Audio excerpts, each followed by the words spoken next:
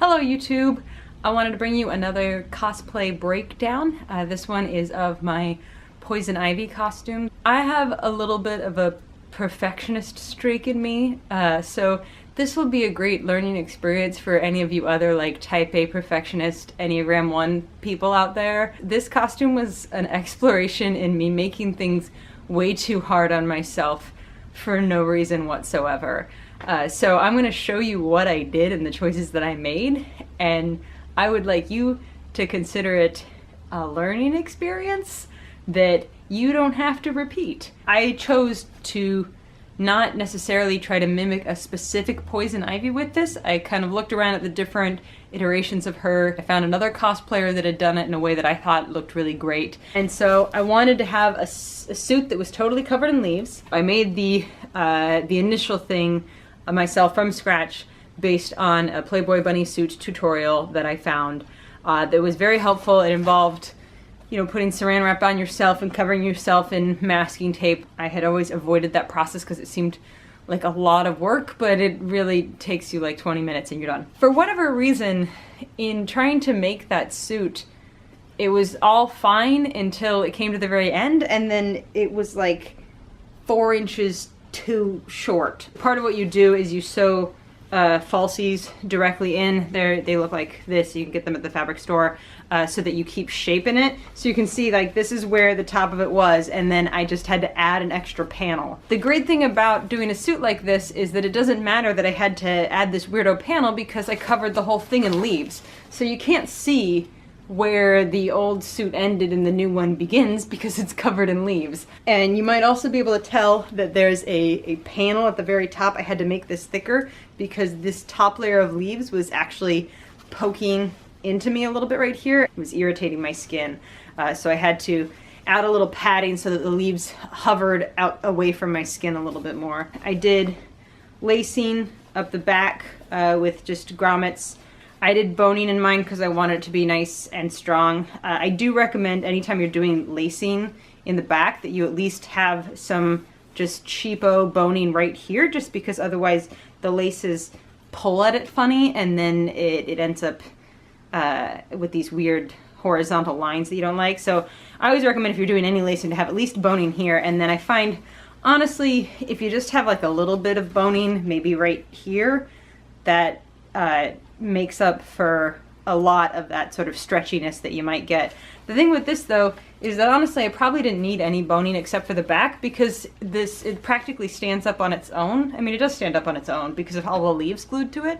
So that was something I honestly didn't really need to do. I didn't need to be nearly as exacting in making the suit. Honestly, I probably didn't need to make my own suit. I probably could have just bought one from the store, because there's a limit to how much of the green of the suit you can even see, so you don't need to even match the green as well as I did. So many things that you don't have to do now that you're learning from me. One thing that I did that may seem like unnecessary work, but I think is actually nice, is that I put a lining inside. It is a lot more comfortable than if you were exposed to whatever raw edges your suit would be. So let's talk about what it's like to glue 8,000 leaves onto a costume. I bought these. I got 6 of them. I probably needed 3 or 4 because now I have extras. I just wasn't sure, and I didn't want to run out of leaves and then not be able to find them again.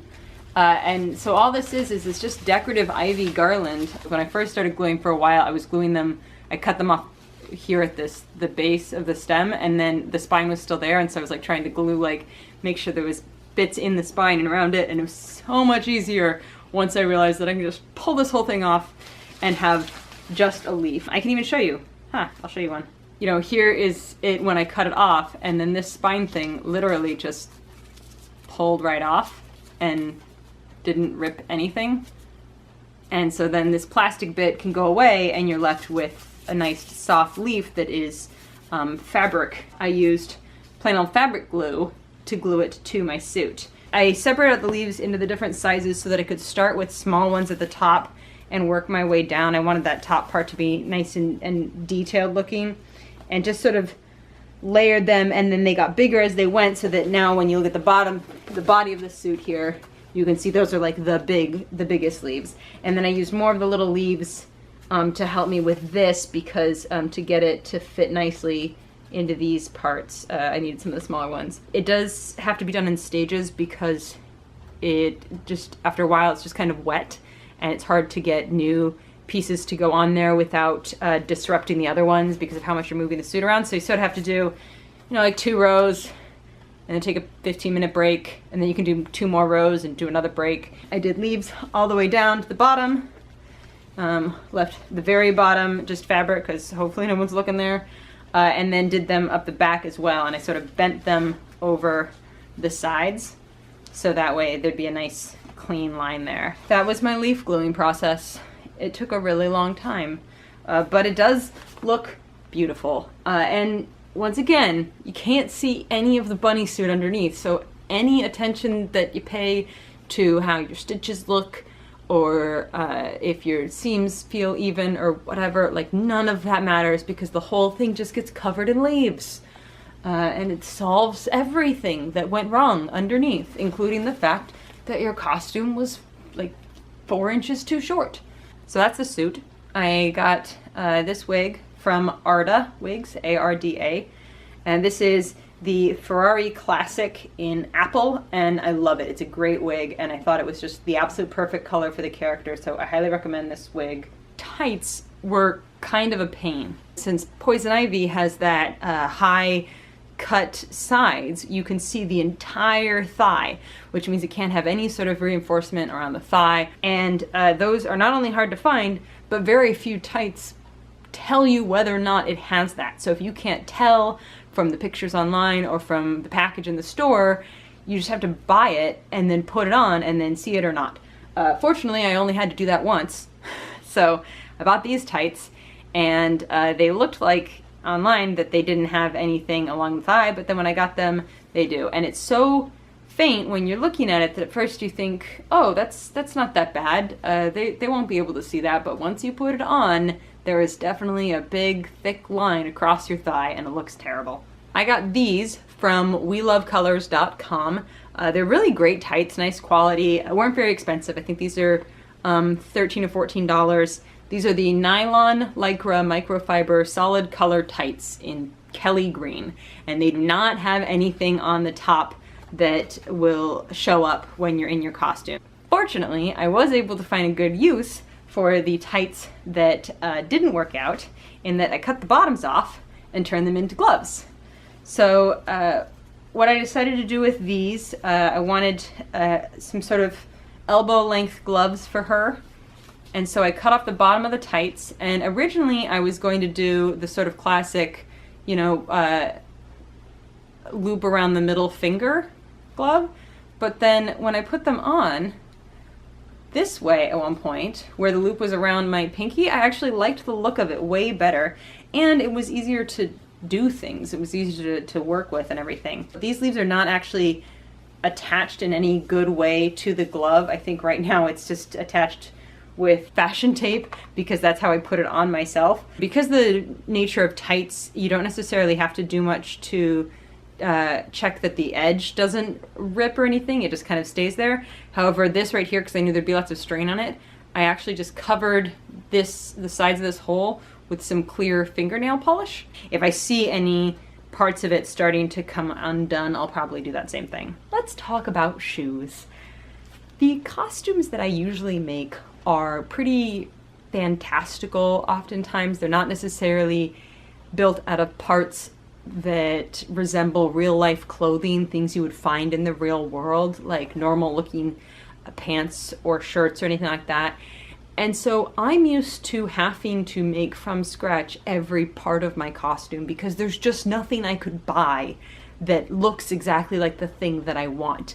And so I just had it in my head that you have to make every part of your costume from scratch because there's no way around it. And I didn't stop to think that Poison Ivy is just wearing shoes. So I could have just bought green shoes, green high-heeled shoes.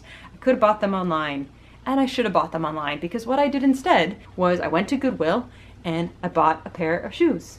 And they were black patent leather shoes. But they were, you know, they fit me and they were the right general shape. And so I thought, that's fine, I'll just paint them green. So that way I'll have green leather shoes and they'll be perfect. To paint patent leather, you need to prep it in some way because otherwise the paint will just come right off. So based on some tutorials I found online, I got this sand-free spray that is sort of a preparer for plastics, so you can paint plastics. And then because there was no spray leather paint in any color of green, I got the regular container of Angelus brand leather paint, 'cause that's the highly recommended brand of leather paint. This is Midnight Green, which was too dark. I should have gotten a lighter green. So if you want to do this stupid thing that I did, get a lighter green. It worked out fine, but as you can see, it's a pretty dark green. It looks practically black. It's almost like nothing happened at all.